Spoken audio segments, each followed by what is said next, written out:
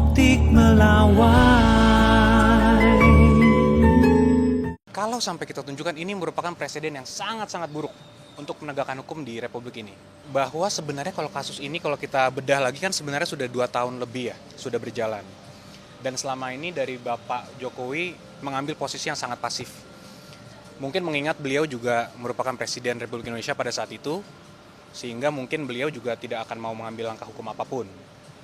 Tapi makin kesini beliau sudah tidak lagi menjabat, sudah dalam masa pensiunnya beliau sebagai presiden, tapi masih ada pihak-pihak yang mencoba memframing Bapak untuk bahwa mengenai tuduhan ijazah palsu itu.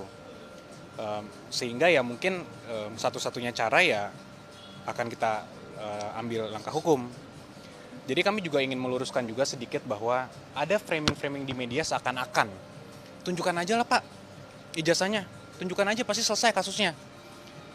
Pertama kami sampaikan bahwa kalau sampai kita tunjukkan ini merupakan presiden yang sangat-sangat buruk untuk menegakkan hukum di Republik ini. Indonesia kan negara hukum, semua ada prosedurnya. Kalau ingin melaksanakan, meminta hak, itu ada prosedurnya. Ada gugatan, ada pelaporan, dan lain-lain. Sehingga kalau memang ada pihak-pihak yang merasa mereka memiliki hak untuk itu, silahkan.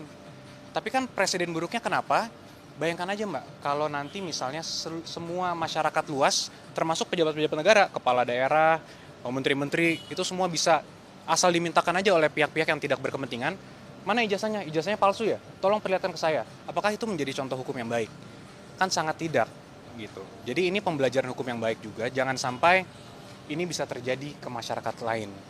Bahwa semua orang bisa seenaknya dimintakan ijazah dan harus memperlihatkan seakan-akan itu merupakan beban pembuktiannya ada di tertuduhnya itu sendiri. Kan itu sangat tidak baik. Itu pertama. Kedua, karena kasus ini juga sudah berjalan cukup lama, kami sudah 2 kali melakukan konferensi pers khusus untuk menerangkan ini. Dan kami sudah melihat sendiri ijazah Bapak Jokowi dengan mata kepala kami sendiri. Sudah juga dikonfirmasi oleh pihak UGM sebagai pihak yang menerbitkan, artinya pihak yang berwenang. Namun masih juga ada pihak-pihak yang mempertanyakan ini.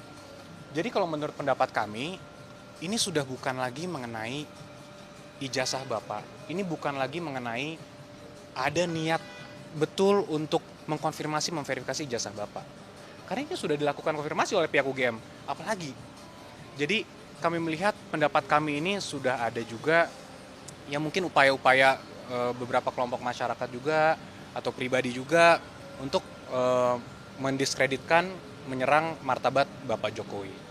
Inilah mengapa juga kami tentunya sebagai kuasa hukum terus berdiskusi dengan Bapak sangat intens mengenai ini, dan ya mungkin dalam waktu dekat kita akan ambil langkah-langkah hukum.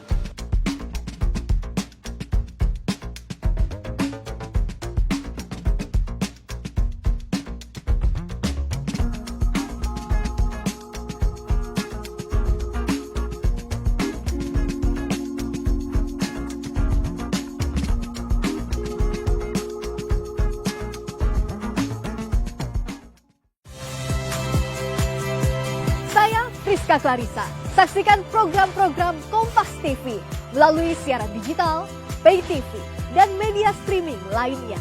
Kompas TV, independen,